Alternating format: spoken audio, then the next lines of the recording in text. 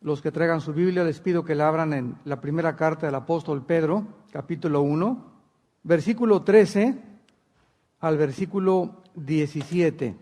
Primera de Pedro, capítulo 1, versículo 13 al versículo 17. Dice así: por tanto, ceñid los lomos de vuestro entendimiento. Sean sobrios y esperen por completo en la gracia que se os traerá cuando Jesucristo sea manifestado.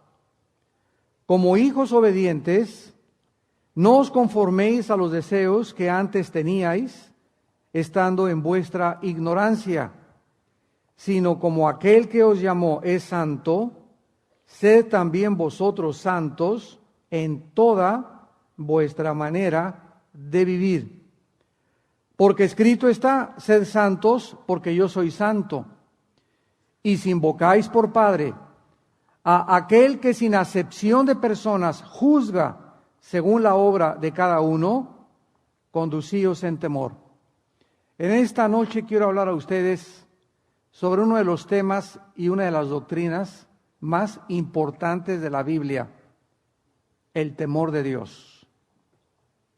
Conducíos en temor todo el tiempo de vuestra peregrinación. El temor de Dios es uno de los principales mandamientos de Dios a nuestra vida, porque hay tres tipos de temores en la Biblia. Dos son negativos y uno es positivo. El único temor positivo que existe es el temor de Dios. Y los otros dos temores negativos son el temor al hombre y el temor al diablo. Un cristiano no puede tener miedo de ningún ser humano. Un cristiano no puede tener miedo ni temor de Satanás ni de los demonios. Un cristiano tiene que tener temor de Dios. ¿Qué significa, pues, temer a Dios? ¿Qué diferencia existe entre tenerle miedo a Dios y entre el temor a Dios? Porque son dos cosas diametralmente opuestas. Cuando nosotros tenemos miedo de Dios, el miedo de Dios nos aleja de Dios. Pero cuando tenemos temor de Dios, nosotros nos acercamos a Dios. Para que podamos nosotros entender en esta tarde, en primer lugar, el temor de Dios, quiero relacionarlo con una historia. Hace algún tiempo una familia salió de su casa y le dijo a sus pequeños hijos: vamos, mamá y yo, a salir de compras en la noche y vamos a ir a cenar, y cuando regresemos queremos encontrar que todos se portaron bien. Los papás estaban casi saliendo ya en la puerta, subiéndose al vehículo, cuando los niños comenzaron a sacar los cojines, a corretearse con los cojines, a brincar sobre las camas, etcétera, etcétera, porque supieron que nadie los estaba observando. Al otro día, los papás supieron del relajo que los niños habían hecho y les dijeron lo siguiente: vamos a poner, niños, cámaras de video en la sala, cámaras de video en los baños, cámaras de video en la cocina y cámaras de video en los cuartos. Y cuando mamá y yo regresemos, vamos a observar el video, cómo se portaron. ¿Cómo creen ustedes que los niños, al sentirse observados, se portaron? Como angelitos. ¿Qué hizo la diferencia entre el día anterior y cuando instalaron las cámaras de video? ¿Qué fue lo que hizo la diferencia? El saber que estaban siendo observados. Bueno, el temor de Dios es exactamente lo mismo. El temor de Dios es, a los que les interese apuntarlo, la conciencia continua de que Dios nos observa. La conciencia continua de que Dios nos ve las 24 horas del día. Pero no solamente que Dios nos ve, sino que Dios conoce también todas las intenciones, los motivos y los pensamientos de nuestro corazón. Déjenme leerles algunos pasajes que nos hablan acerca de la realidad que Dios nos ve las 24 horas del día. Dice el Génesis 16:13, tú eres Dios que ve. Salmo 139. Oh Jehová, tú me has examinado y conocido, y has entendido desde lejos mis pensamientos. Has escudriñado mi andar y mi reposo, y todos mis caminos te son conocidos. Salmo 139, 12. Aún las tinieblas no encubren de ti, lo mismo te son las tinieblas que la luz. Proverbios capítulo 15. Los ojos de Jehová están en todo lugar, mirando a los buenos y a los malos. 2 Corintios 5:10, porque es necesario que todos nosotros comparezcamos ante el tribunal de Cristo, para que cada uno reciba según lo que haya hecho, mientras estaba en el cuerpo, sea bueno o sea malo. Salmo 94, el que hizo el oído no oirá, el que formó el ojo no verá. Proverbios 5, porque los caminos del hombre están delante de Jehová, y él considera todas sus veredas. Y en Jeremías 16, dice el profeta, mis ojos están sobre todos tus caminos, y tu maldad no se esconde de mis ojos. Vemos pues que una de las revelaciones más maravillosas de la Biblia es que Dios nos está continuamente observando. Ahora, por el hecho de que Dios nos está continuamente observando y que no hay nada en tu vida ni en mi vida que le sea escondido a Dios, veamos a continuación la promesa de Dios de que lo que tú has hecho y lo que yo he hecho a escondidas, Dios lo va a sacar a la luz tarde o temprano. Dice Lucas 8, porque no hay nada oculto que no haya de ser manifestado, ni escondido que no haya de ser conocido y salir a la luz. 1 Timoteo 5, los pecados de algunos hombres se hacen patentes antes de que ellos vengan a juicio. A otros se les descubren después. Asimismo se hacen manifiestas las buenas obras, y las que son de otra manera no pueden permanecer ocultas. Dios nos dice en esta noche, yo conozco tus pecados escondidos, yo conozco las revistas de Playboy que tienes debajo del colchón de tu cama, lo que tienes escondido en tu cajuela, los pensamientos que tienes de otra mujer que no es tu esposa, los pensamientos que tienes de otro hombre que no es tu esposo, la razón por la cual me sirves. Dice Dios, yo conozco tu vida totalmente. Ahora quiero decirte algo, te doy la oportunidad de que te arrepientas. Te doy la oportunidad de que tú cambies tu manera de vivir y que reconozcas que los pecados que tienes ahorita van a salir a la luz tarde o temprano.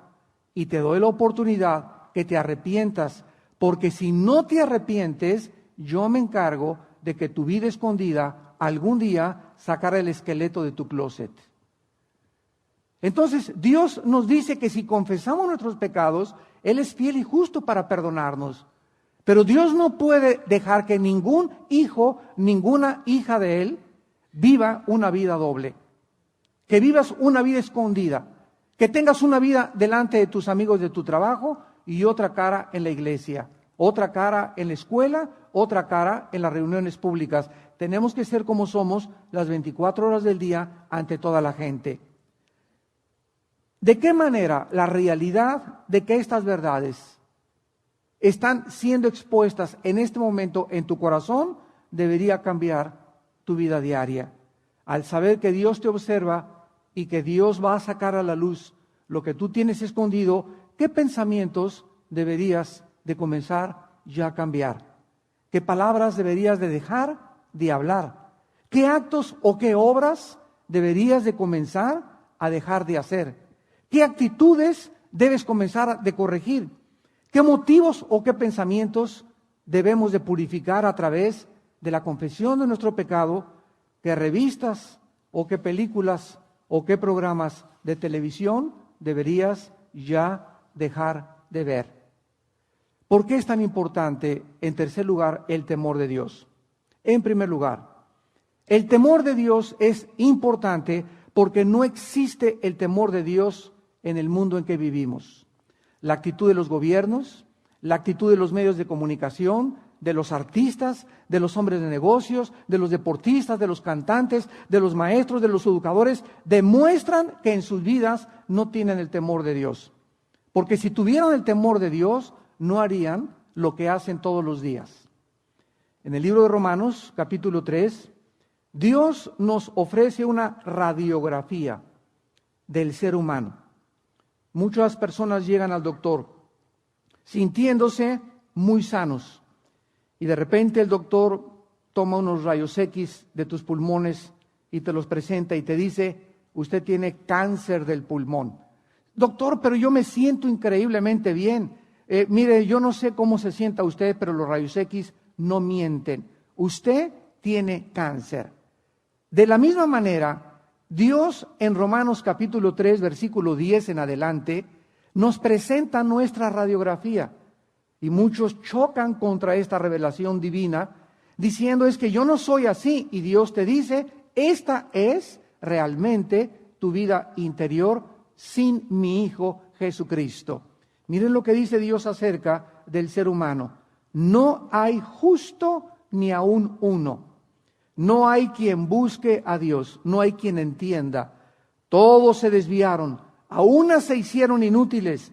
No hay quien haga lo bueno, no hay ni siquiera uno. Sepulcro abierto es su garganta, con su lengua engañan. Veneno de áspides hay debajo de sus labios. Su boca llena de maldición y de amargura. Sus pies se apresuran para derramar sangre. Quebranto y desventura hay en sus caminos, y no conocieron camino de paz. Escucha la última frase: no hay temor de Dios delante de sus ojos. Esta es la razón por la cual el mundo está como está.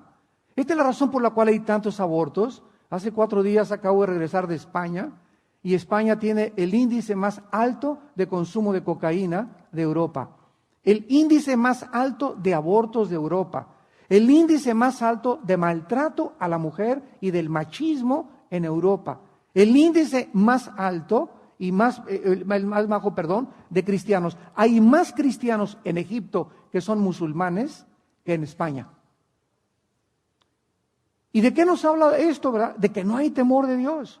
Una de las noches nos salieron unos hermanos allá a pasearme por las calles de Barcelona, y todos los parques públicos estaban llenos de muchachos y de muchachas, santos de Dios, de 12 a 16 años de edad. Las muchachas, el 95% con el ombligo de fuera, con pantalones que parece que se los metieron con carnero, con grasa de carnero. Los muchachos, ¿verdad?, arriba de ellas, besuqueándose. No veías entre ellos amor, era una pasión, era lujuria, eran relaciones, ¿verdad?, que solamente las pueden tener los mismos animales. Una pérdida y una insensibilidad de la conciencia como en pocas naciones he podido contemplar. ¿Por qué? Porque no hay temor de Dios delante de sus ojos. La Biblia nos muestra claramente que aún dentro de las mismas filas del cristianismo, las normas de moralidad están siendo relajadas, están siendo derrumbadas, y hay muy pocas advertencias acerca del temor de Dios a las ovejas.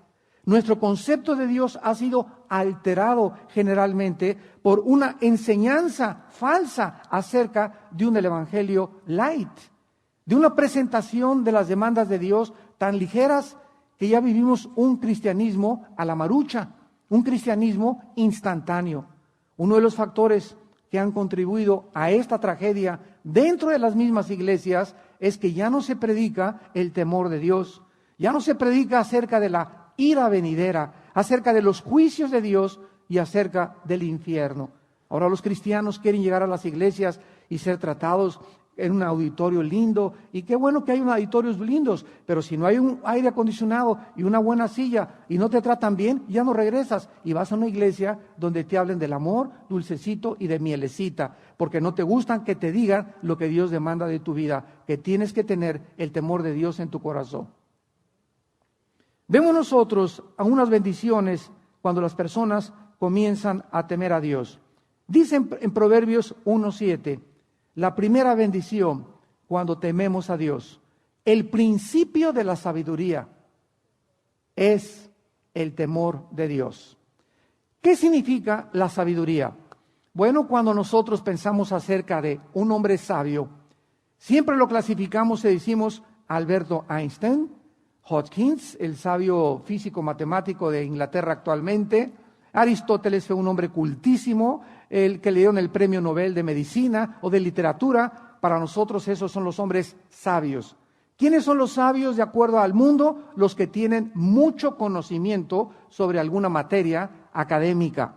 Pero cuando venimos a la Biblia, la sabiduría es muy diferente del conocimiento.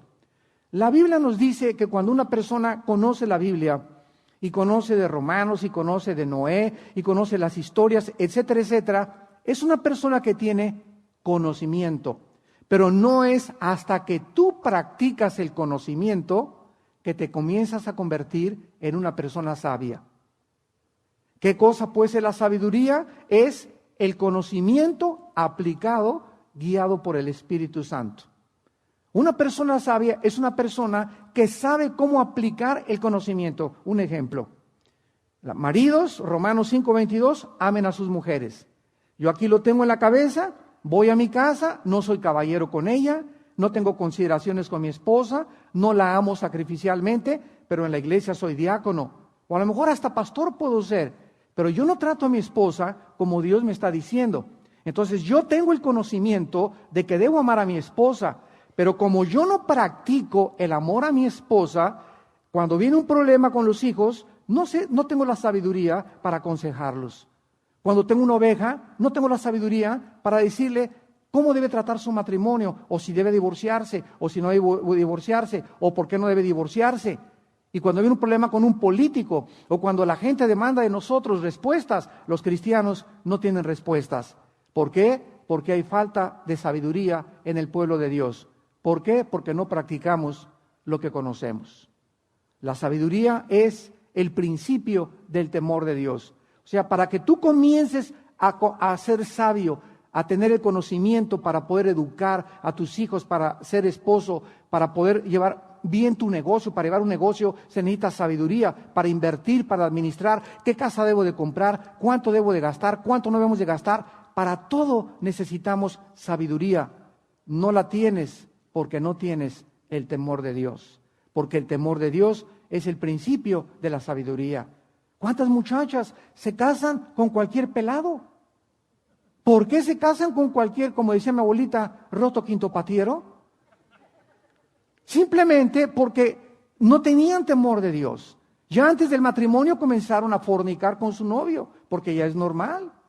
Antes la virginidad era una virtud maravillosa, pero ahora se ríen de las vírgenes. Ay, no me digas que no te acuestas con tu novio, y se burlan de las muchachas. ¿Por qué? Porque ahora es normal tener relaciones antes de casarse. La Biblia dice, no cometáis inmoralidad. ¿Que no sabéis que el que se une con una ramera es un cuerpo con ella? No erréis, ni los fornicarios, ni los adúlteros, ni los afeminados heredarán el reino de Dios. Dios nos pone normas elevadas para que entendamos que nos van a beneficiar. Y la primera bendición de tener temor de Dios es comenzar a tener sabiduría para vivir. En segundo lugar, en Proverbios capítulo 14, versículo 26, la Biblia nos enseña que cuando nosotros tenemos el temor de Dios, vamos a experimentar una fuerte confianza para vivir. Dice Proverbios 14, 26, el temor de Jehová está la fuerte confianza. En el temor de Jehová está la fuerte confianza y esperanza tendrán sus hijos. Esta palabra confianza significa seguridad para vivir. Te levantas en la mañana y tú vas a enfrentar problemas en la escuela, problemas con los maestros, problemas con el trabajo, problemas con la esposa, problemas en la calle. Salimos a una jungla cada vez que amanece y nos está esperando el tráfico. Pero cuando tú vives bajo el temor de Dios, tú vives con confianza de que todo en ese día te va a salir bien. Tengo confianza que Dios me va a dar gracia. Tengo confianza que voy a poder hablar. Tengo confianza que estos negocios me van a salir. Hay una seguridad interna en tu vida que es lo que te da el temor de Dios. Lo contrario a esto es vivir en la vida con inseguridad. ¿Cuántas personas se levantan y tienen paranoia? Sienten que todo mundo lo persigue, que todo mundo tiene algo contra ellos, que todo mundo trata de agredirlos.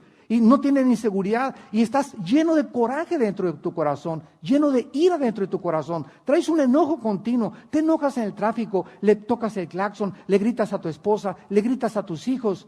No vives con confianza en la vida, no vives con tranquilidad, no vives con satisfacción, porque no tienes en tu corazón el temor de Dios.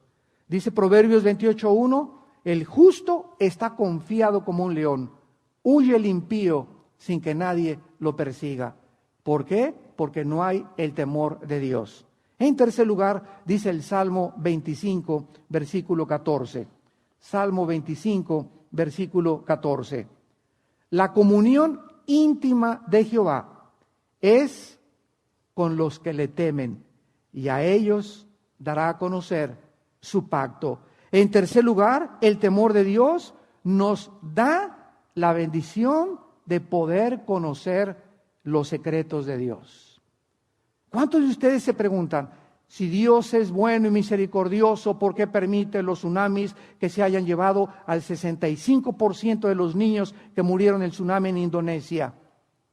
¿Por qué, si Dios es bueno y misericordioso, permite los terremotos? ¿Y por qué, si Dios es bueno y misericordioso, permitió que ese avión cayera y se mataran 325 pasajeros? ¿Y saben ustedes por qué tú no entiendes a Dios? Porque no tienes el temor de Dios.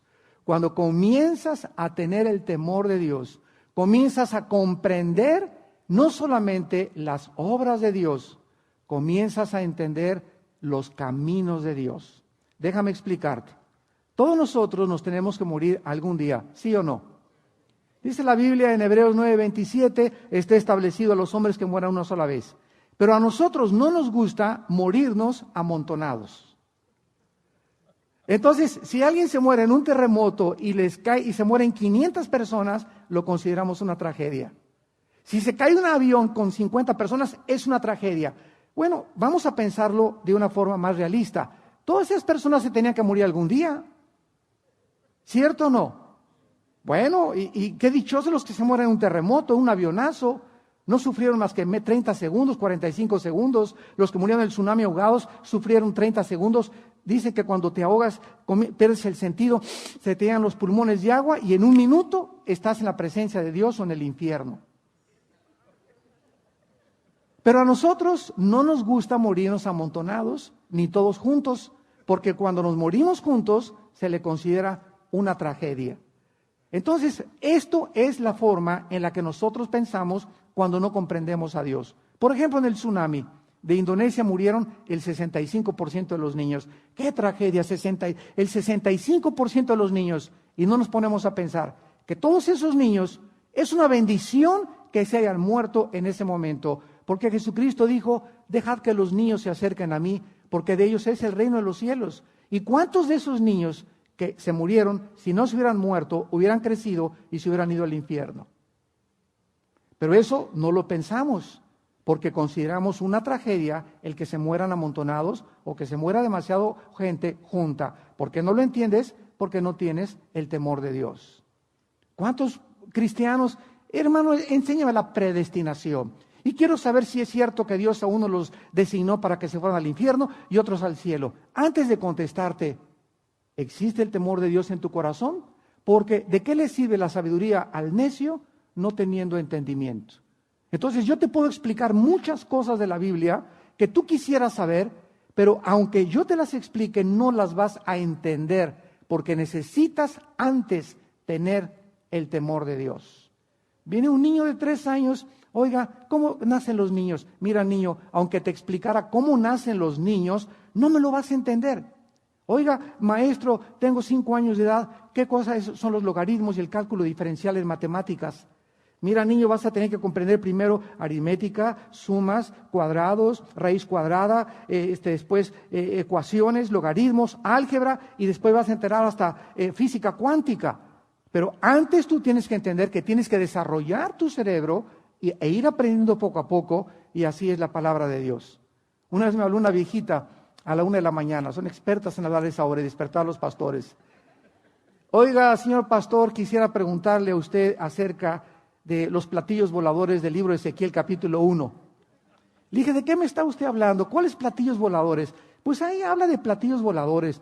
Le dije, mire señora, en primer lugar son las 1 de la mañana. En segundo lugar, quiero preguntarle cuánto tiempo tiene usted en Cristo. Me dice, pues hace 4 meses que me convertí. Le dije, usted está ahorita empachada. O sea, se empachó. A un niño de 3, 4 años de edad, dale una chuleta de puerco a comer. No puede porque no tiene dientes. Y así pasa con los cristianos. Hay cristianos que tienen 3, 4 años en Cristo y ya quieren entender Ezequiel y Apocalipsis. Ya quieren entender las cosas difíciles de la Biblia. Y aquí existe yogur, leche, jamoncito picado, carne, chuletas y a veces, ¿verdad? Como en esta tarde, le estoy dando un bistezote grandote tibón. Y muchos de ustedes aún no son capaces de masticar esto. ¿Por qué? Porque no tienen desarrollados los sentidos entre el bien y entre el mal. Porque no existe en tu corazón el temor de Dios. Dice la Biblia, la comunión íntima de Jehová es con los que le temen, y a ellos les dará a conocer sus secretos. En cuarto lugar, el temor de Dios es importante, en cuarto lugar, porque nosotros, si no tenemos el temor de Dios, dice el Salmo capítulo 34, no podemos tener una vida abundante. Dice el Salmo 34, versículo del 11 al 14. Vengan, hijos, oídme, el temor de Jehová os enseñaré. ¿Quién es el hombre que desea vida? Levante la mano. Todos quisiéramos tener salud, vivir tranquilos, mi esposa me fuera fiel, mis hijos se portaran bien, que desean muchos días para ver el bien. Todos levantaríamos la mano. Muy bien, Dios nos da el secreto, guarda tu lengua del mal. Y tus labios de hablar engaño. Apártate del mal y haz el bien, busca la paz y síguela. Dios nos revela que nuestro destino está relacionado con nuestras palabras. Si tú eres una persona que a tu hijo le dices, eres un burro, nunca vas a hacer nada, eres un cabezón, te va a ir mal en la escuela, lo estás maldiciendo. Y a ti no te puede ir bien en la vida tampoco. Si tú le dices a tu esposa, eres una buena para nada, no me hace los huevos con chorizo como me los hacía mi mamá. Eres una burra, no sabes ni planchar las camisas. Todas las cosas que tú hables maldiciendo a tus hijos o a tu esposa o a cualquier persona, se te regresa. Se te regresa. Dice en Efesios 5, maridos, vivid con ellas con sabiduría, tratando a la mujer, ¿verdad? Como vaso frágil, pero no dice 1 Pedro 3:7, para que vuestras oraciones no tengan estorbo. Y dice la Biblia que ¿quién aborreció su propia carne? Sino que yo me baño en la mañana y me cuido y me peino, me pongo mis cremitas de vez en cuando, etcétera, etcétera, me lociono mi desodorante, porque nos cuidamos. Y dice la Biblia que de la forma en que nos cuidamos, cuidemos a nuestra esposa. Pero cuando no hacemos eso, comenzamos a ver que nos va mal en la vida. Porque Dios asocia lo que hablamos con nuestro destino en nuestra vida. Jesús dijo, vengo a darles vida y vida en abundante. No solamente para que duermas como oso, trabajes como burro y vivas como caballo.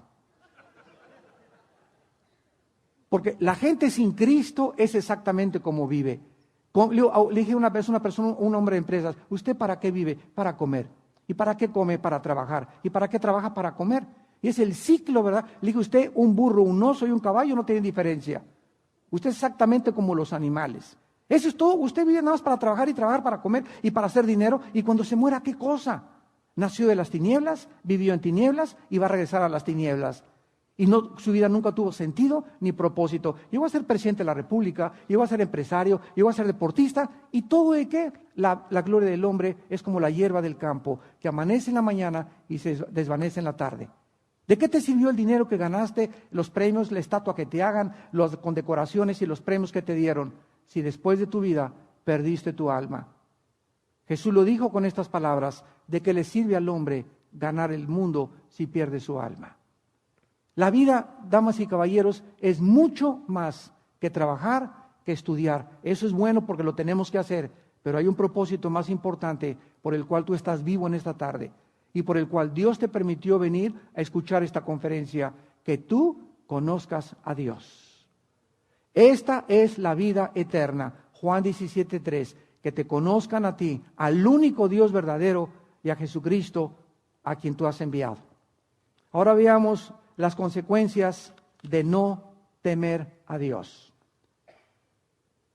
En Romanos 3, como leímos hace un momento, del 10 al 18, se nos dice que la gente, cuando no tiene un freno, una restricción, la gente se desboca.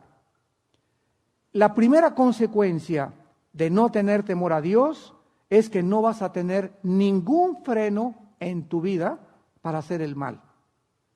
En el Salmo 32, Dios le dijo a Israel: no sean como el caballo o como el mulo sin entendimiento, que no pueden obedecer ni pueden entender para acercarse a ti.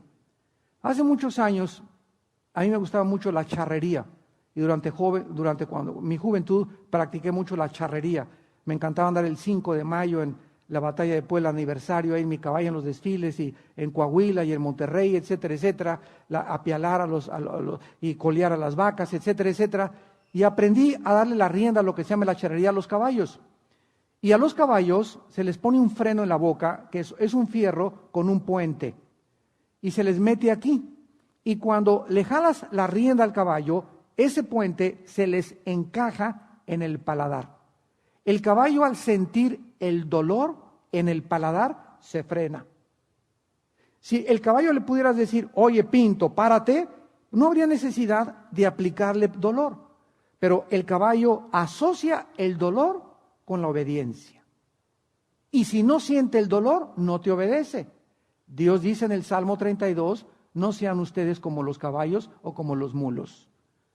¿Qué acaso, dice Dios, necesitas sufrir y necesito hacerte sufrir, o necesito mandarte a un hospital o a la cárcel, o que te suceda algo para que entiendas que yo soy Dios y que tú me debes de obedecer? Que no eres un animal, que eres una persona, un agente moral, que me debes obediencia y me debes someter. Tú no eres Dios, tú no te hiciste, ni tampoco vas a saber cuándo te vas a morir. Él es el que te hizo, el Dios de la Biblia, el Dios y Padre de Jesucristo. Y Él nos manda que nos rindamos y lo obedezcamos en todas las cosas que Él nos ordena. Entonces, dice la Biblia que cuando no tenemos el temor de Dios, somos como los caballos sin freno, nos desbocamos. Me gusta esa muchacha, y me voy contra ella, como un caballo en brama, ¿verdad? Yo recuerdo que era una de las cosas que los animales tienen. Yo traía un caballo muy bien educado, pero era un caballo garañón, pero que no encontraba una yegua cuando se encontraba en brama. Porque por más educado que yo lo tuviera, por más que le aplicara el freno, se echaba para atrás y me aventaba y se iba contra la yegua. Cuando un toro anda en brama y ve una tora, a una vaca, no le importa nada. Si el alambre tiene púas y si hay una cerca, se va contra la cerca y contra todo, porque los animales son guiados por sus instintos. Los animales no tienen el razonamiento que nosotros tenemos para saber: no, yo no voy a relinchar como caballo bien alimentado a una mujer que no es mi esposa, o con un hombre que no es mi esposo. ¿Por qué? Porque aquí me dice en mi mente que Dios me está viendo. Tengo la conciencia que tú me estás viendo y no me voy a salir con la tuya, ni con la mía, ni me voy a escapar de Dios. Él me está viendo. ¿Para qué me hago el tonto? ¿Creo o no creo que Dios me está viendo? Muchos de ustedes no harían lo que hacen en secreto si tuvieran el temor de Dios. Muchas muchachas no harían lo que hacen con sus novios si tuvieran el temor de Dios. Haces lo que haces, te besuqueas como te besuqueas, compras las revistas que ves, las películas que lees en Blockbuster y las películas pornográficas, porque no tienes temor de Dios. Si tuvieras temor de Dios y la conciencia que Dios te ve, no harías las cosas que haces. En segundo lugar, otra consecuencia de no tener temor de Dios es vivir atormentado por el temor de Satanás, de la muerte y de las circunstancias. Dice el Salmo 34, versículo 4. Busqué a Jehová y él me oyó y me libró de todos mis temores. ¿Cuál es la solución para despertarnos y vivir sin temores? ¿Y qué comeré? ¿Y qué viviré? Y si llego al sesentón y no tengo seguro social, ¿quién me va a pagar? Y si mi hijo se casa o se muere, ¿quién me va a sostener? Y si mi esposa me abandona o si mi esposo esto y el otro, y estamos continuamente preocupándonos por cosas que a lo mejor nunca suceden.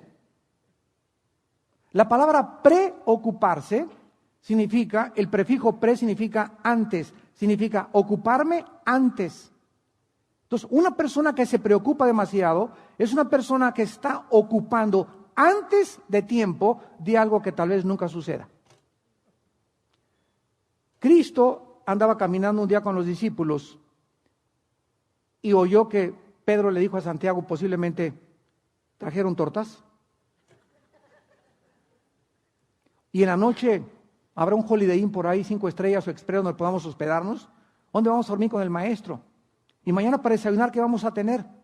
Y Cristo, conociendo los pensamientos de sus apóstoles, en Mateo 6 les dijo estas palabras: no os afanéis por vuestra vida. ¿Qué habéis de comer? ¿Qué habéis de beber? ¿Con qué habéis de vestirlo? Miren a los pajarillos del campo. ¿Nunca has visto a un pajarito en Wells Fargo con gusanitos, guardándolos ahí por si mañana no llueve y mañana no amanecen los gusanos? Los pajaritos no amontonan ni guardan como nosotros. Y vean ustedes las plantas, dijo Cristo, y las flores. La belleza y el colorido de una flor que ni un artista pudo jamás en la historia de la pintura haber imitado el color de las flores, ni de las aves ni de las guacamayas. Y si mi Padre, les dice Cristo a los apóstoles, que a los pajaritos les puso un chip, porque los pajaritos traen un chip. Vean cuando vuelan los pajaritos todos en parvada, ¿quién les dice que vayan tan juntos en formación? O que antes de volar hay un capitán que les dice, tú acá y tú acá y tú acá, y me siguen todos juntos. No, ¿verdad? ¿Quién hace que vayan todos juntitos así? ¿Quién los puso en una coordinación perfecta? ¿Quién hace que los gansos vuelen así y el de enfrente vuele 2 horas y cuando se cansa se pasa para atrás y luego sigue otro y el que va adelante va rompiendo el viento y forman siempre en una V? ¿Quién les ordenó que volaran de esa manera? Dios. Él les puso ese software, ese programa a los pajaritos, a los gansos, a toda la creación. Si Dios puede proveer de todas estas cosas, ¿cuánto más nosotros, que murió por nosotros en una cruz, nos dará todo lo que le pedimos si nosotros vivimos para Él? Pero busquen mi reino y su justicia y yo les daré todo lo que ustedes necesitan. Pablo dice en Filipenses, por nada estén afanados. Escuchen, es una orden. Esto está en imperativo en el original griego. La orden del cielo es, Armando, no quiero que vivas afanado. Que andes así, y un trago de whisky, un trago de tequila, un pericazo, un bachichazo de mota. Toda la gente busca estas cosas. ¿No han visto las películas, verdad? Los vaqueros llegan, cualquier problema llegan, un trago. Porque el trago es el que los calma, o un tequilazo. Écheme un tequila Centenario, compadre, para que me calme un poco. Y recurren a anestésicos porque no pueden enfrentar la vida en sus 5 sentidos. La Biblia dice, ustedes son diferentes a los paganos.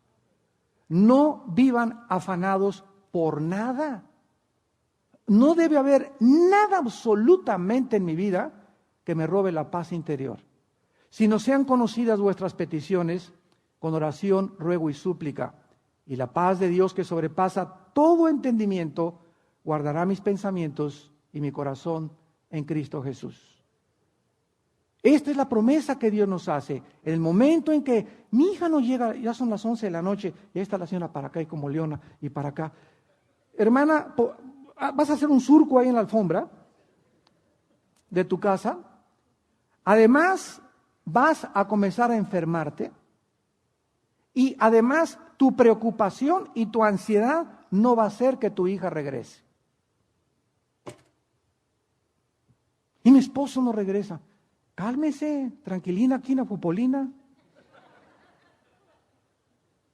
¿Es usted creyente en Dios? Sí. Entonces, ¿qué dice Filipenses 4:6? Memorízalo.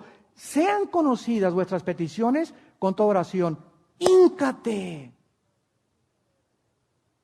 Híncate en cuanto venga el afán, la preocupación, algo que esté tratando de robar tu paz interior. No comiences, ¿y qué hago? Y las uñas, y esto, y nada. Híncate, dice el Señor, eres mi hijo y mi hija, quiero ver que me crees.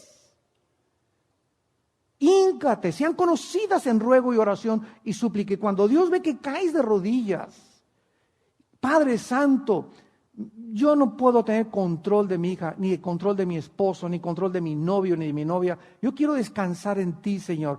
Tú eres el Dios que me dice, yo soy pastor, nada te faltará. Hazme descansar en este momento en lugares delicados. Pasto, el bien y la misericordia me seguirán todos los días de mi vida, Señor. Aquí estoy delante de ti. Y en ese momento, cuando Dios te ve, que caes de rodillas y crees en Él y lo comienzas a alabar, y está la cascada cayendo a tu alrededor, la paz de Dios guardará tus pensamientos y tu corazón. Y vendrá una seguridad interior en tu vida que te dará la fuerza para seguir viviendo. Dice Nehemías, el gozo del Señor es mi fortaleza. Nosotros no podemos enfrentar la vida sin tener paz ni gozo para vivir. ¿Me escucharon? Imagínate una persona afanada. Señor,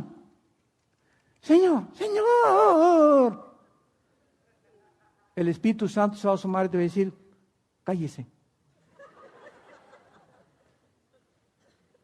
Primero póngase tranquila. Primero cálmate y comienza a relajarte, porque mientras estemos en estado de ansiedad, no tenemos la capacidad de discernir la voz del Espíritu Santo. No puedo estar así ansioso y preocupado y creer que Dios me va a dirigir. Voy a tener primero que calmarme, que caer de rodillas, alabarlo, 10, 15, 20 minutos, y cuando mi alma esté tranquila, Dios comenzará a mostrarme qué debo de hacer. Nunca, nunca antes. Y esta es una consecuencia de no temer a Dios. Y en último lugar, en el libro de Hebreos capítulo 4, vemos la penúltima consecuencia de no tener el temor de Dios. Dice, temamos pues, no sea que permaneciendo aún la promesa de entrar en su reposo, alguno de vosotros parezca no haberlo alcanzado, porque también a nosotros se nos ha anunciado la buena nueva como a ellos, pero no les aprovechó el oír la palabra por no ir acompañada de fe en los que la oyeron. Pero los que hemos creído entramos en el reposo, de la manera que dijo, por tanto, juré en mi ira, no entrarán en mi reposo. ¿Cuál fue el mandamiento que Jesús le gritó y expulsó a las multitudes? Vengan a mí todos ustedes los que están trabajados y cansados.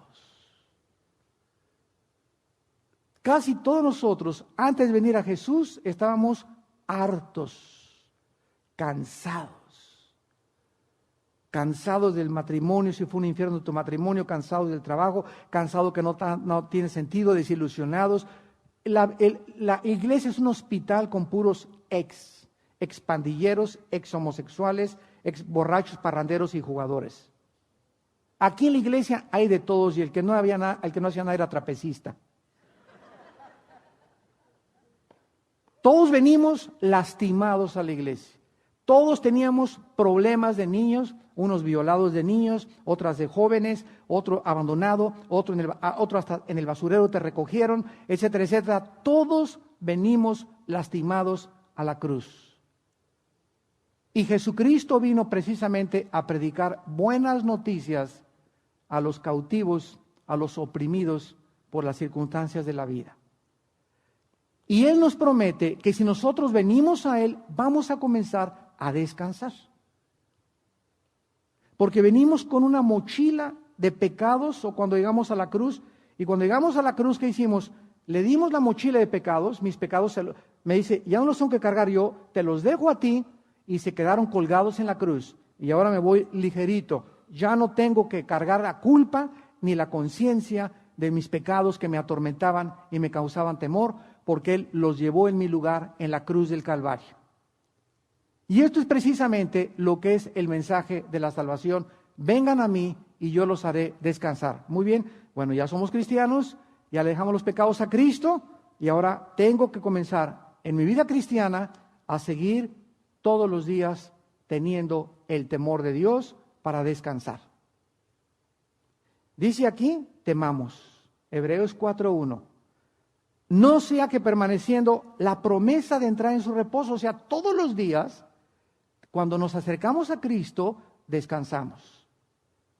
Por ejemplo, cuando yo llegué allá a Europa hace 4 o 5 días, la semana pasada, desde que llegué en el aeropuerto de Madrid, una opresión tremenda y los demonios estaban ahí de la bendición tan grande que iban a hacer las reuniones, que todo el día en mi cuarto me la pasaba orando, hincado, Señor, clamándole al Señor, porque me levantaba ansioso, me levantaba nervioso, me di cuenta que estaba perdiendo mi paz. Y siempre que me sucede eso, yo ya sé que necesito caer de rodillas. Y siempre que caemos de rodillas, no debemos de levantarnos hasta que tenemos paz.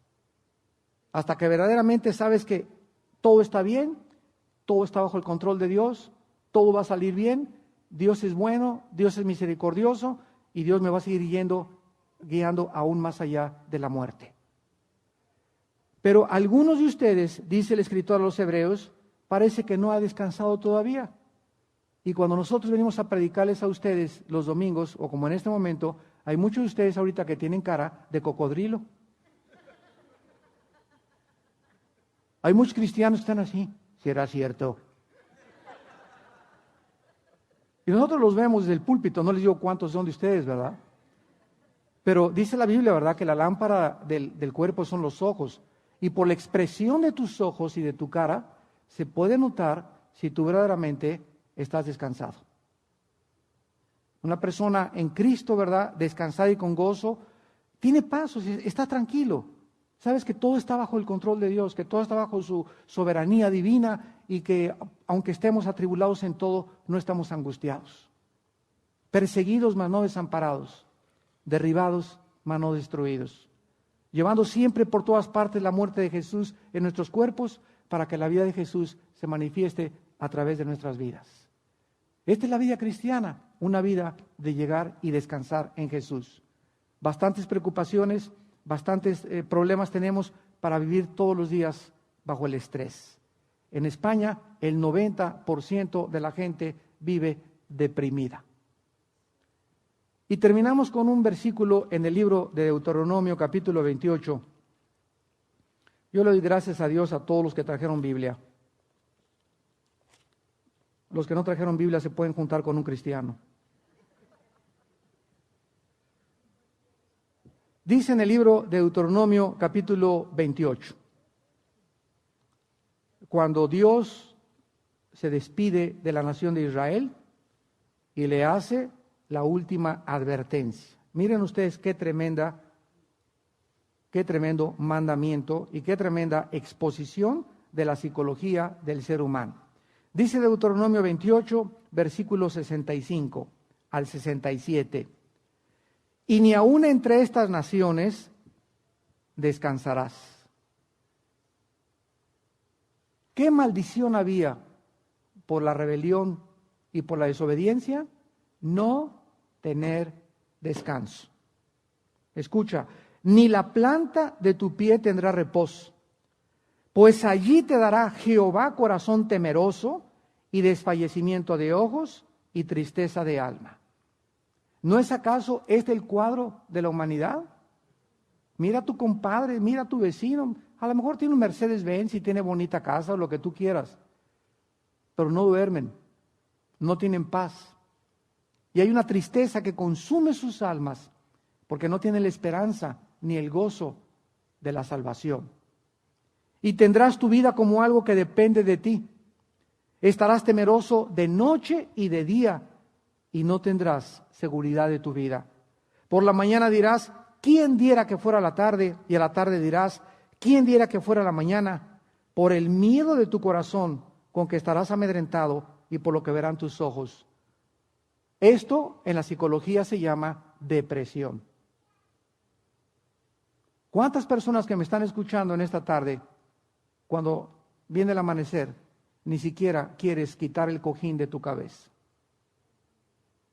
Ay, Dios mío, cómo quisiera quedarme aquí dormido, ya que venga el rapto ahorita. Ya como quisiera en este momento, ¿verdad?, morirme, o no quisiera ya despertar, quisiera aquí quedarme. Se llama depresión. ¿Y cuál es la causa de esta depresión? Que no enfrentas la vida con gozo, ni con confianza, ni con seguridad, ni con paz, porque no tienes en tu corazón el temor de Dios. Y ahora los psiquiatras y los psicólogos dicen que la gente que tiene depresión, que tiene esquizofrenia, que tiene manía depresiva, que tiene psicosis, la única terapia son pastillas tranquilizantes. Y cuando comienzas a tomar pastillas tranquilizantes, que Prozac, que Valium, etcétera, etcétera, te comienzas a convertir en un drogadicto. Porque comienzas a depender de esas pastillas para dormir, de esas pastillas para despertarte. Y aunque no, yo estoy bajo prescripción médica, señor, y me tomo 25 miligramos nada más. Y el mes que entra o 2 meses va a tomar 50 miligramos. Y en 6 meses eres un drogadicto. Porque estás dependiendo de algo para enfrentar la vida. Y Dios no quiere que nosotros dependamos de nadie más que de su Espíritu Santo.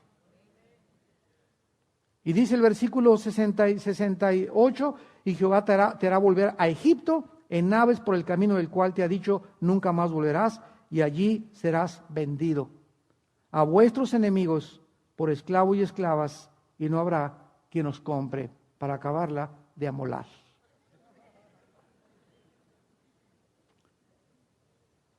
Damas y caballeros, hermanos y hermanas en Jesucristo, el principio de la sabiduría es el temor de Dios.